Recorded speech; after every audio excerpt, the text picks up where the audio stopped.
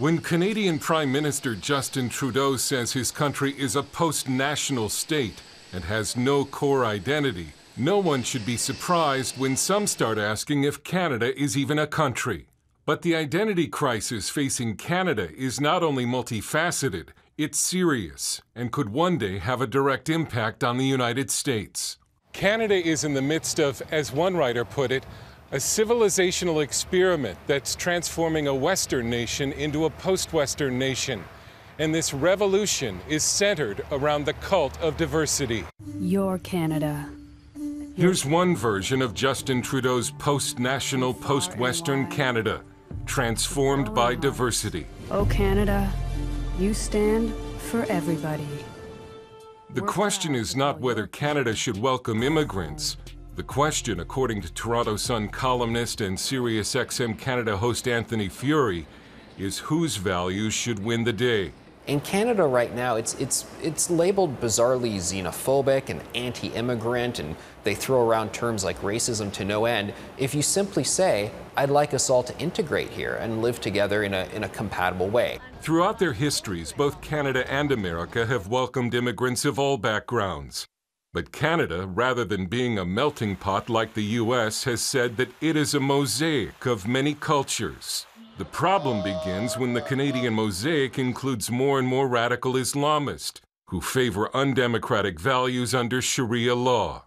Prime Minister Trudeau welcomed almost 50,000 refugees from the Middle East in 2016 alone, and has even welcomed returning ISIS fighters, saying in an interview that they could be a powerful voice. And a lot of people, probably the silent majority, are saying, I'm unhappy with this, including new immigrants who came to Canada, whether it's a year ago or a decade or 3 decades ago, who say, no, I came to Canada for a reason, because I wanted Canadian values and I was escaping values in other countries. One immigrant who would like more Canadian values is pro-Western Muslim Tahir Gora, founder of Tag TV in Toronto, a network with a large international audience.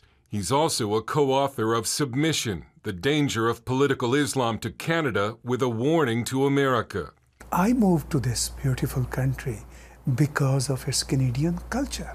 People like me escaped Pakistan or Middle East or the Muslim world, came to Canada, and some went to United States with the hope that they will be left alone by those radical Islamists.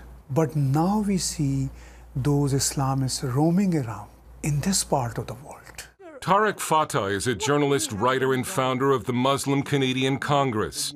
An immigrant from Pakistan and a proud Canadian, Fatah says the Canadian left, which in his words is sinking in white guilt, now accepts and even celebrates undemocratic radical Islamic beliefs and practices.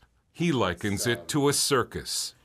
It considers radical Islam as a phenomena that needs to be embraced because it is so curious. So we as Muslims are considered as circus animals. We need to perform in a way. And the white left liberal feminist class would sit in ringside seats and say, how lovely. Just look at that monkey jump up and down. Or that elephant stood up on his 2 feet. Honey, did you see that? Oh, it's breathtaking.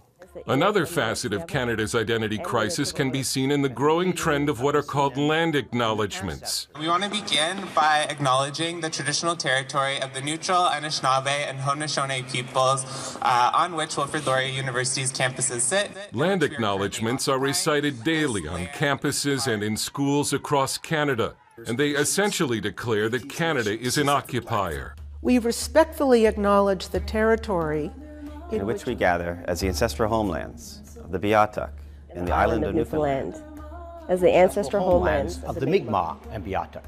These continue even though a poll this year found that most Canadians do not believe Native peoples should have a special status and that the government should stop apologizing for past wrongs.